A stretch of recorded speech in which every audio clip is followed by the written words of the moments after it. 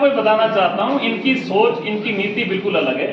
ये अपनी सिर्फ वोट की राजनीति करते हैं। भारतीय जनता पार्टी देश की भलाई के लिए, आज भारत हमारा विश्व की 3 अर्थव्यवस्थाओं में आने जा रहा है। आज चीन भी घबराकर G20 के उसमें जो हमारा सम्मेलन हो रहा है, चीन उसमें आया ही नहीं भारत के यहाँ पर। उसको डर लग रहा है कि मोदी जी के यहाँ पे जो अमेरिका से इतने अच्छे संबंध हैं, दूसरे रशिया से इतने अच्छे संबंध हैं, और आर्थिक दृष्टि से इतना आगे आ रहा, 7.8 की GDP आज भारत की पूरे विश्व में नंबर 1 पर है। लेकिन मैं एक बात और जोड़ना चाहता हूं, पूरा देश भी तरक्की करे, साथ में हमारा पलवल भी तरक्की करे। ये नहीं कि दूसरे के घर में दिवाली हो रही है और हमारे घर में अंधेरा हो। हमें भी चाहिए कि हमारे यहाँ पे भी विकास हो। भारतीय जनता पार्टी बहुत अच्छी नीतियों के साथ मनोहर लाल जी काम कर रहे हैं। आप देखिए, पीछे उन्होंने 5 लाख तक की आयुष्मान की योजना बनाई।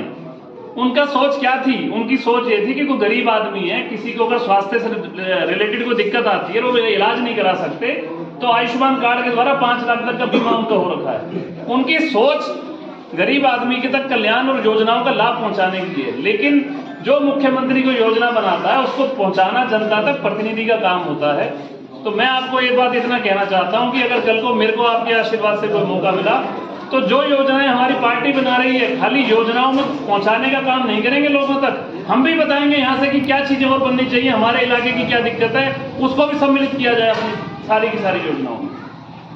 तो ये सब चीजें जब हो सकती हैं, जब आप लोगों की ताकत इकट्ठी होकर एक ऐसे आपके प्रतिनिधि के रूप में आए, जिससे कि हम पलवल क्षेत्र का विकास कर सकें। आप सबने मुझे यहाँ इतना मौका दिया, मेरे सब बुजुर्गों ने मुझे सुना, मेरे युवा साथी यहाँ बैठे हैं। मैं एक बात तो जरूर कहना चाहता हूँ, भारत आज युवाओं का देश है। आज भारत में 140 करोड़ की आबादी में से 25 साल की उम्र के 70 करोड़ लोग हैं। 50% आबादी 25 साल की उम्र के लोगों की है, और 35% आबादी 65% लोग ऐसे हैं जो 35 वर्ष की उम्र के हैं। तो युवाओं को अपना दायित्व भी समझने पड़ेंगे, उनको भी देखना पड़ेगा। खाली घर पे बैठ के ये बोल देना कि ये काम ठीक नहीं कर रहा, ये ठीक कर रहा है, इतना ही काफी नहीं है। उनको भी समाज में भारत को आगे लाने के लिए, अपने क्षेत्र को बढ़ाने के लिए कुछ ना कुछ सहयोग करने की जरूरत है। देखिए, एक बात और बताता हूं आपको, सब रोजी रोटी में लगे रहते हैं। मैं भी वकील हूं, मैं भी अगर कोई छोड़ के आता हूं अपने केस, मेरा भी नुकसान होता है। ऐसे ही हर आदमी जो अपनी रोजी रोटी में लग रहा है, अगर ये सोच के समाज के कामों में आगे नहीं आएगा कि मैं तो रोजी रोटी कमा रहा हूं और मेरे को पूछता कौन है, तो जब काम नहीं चलता फिर हम पिछड़े ही रहेंगे। आपने एक बात बोली कि हमारा क्षेत्र, ये जो पूरा एरिया है, पिछड़ा हुआ है, इसकी कोई सुध नहीं लेता। सुध जब नहीं लेता जब हम चुपचाप बैठे रहते हैं। जब हम बोलना शुरू कर देते हैं तो अच्छे अच्छों के रोंगटे खड़े हो जाते हैं कि भैया वहां से आवाज आ रही है, अगर काम नहीं किया तो जूतों से पिटाई होगी।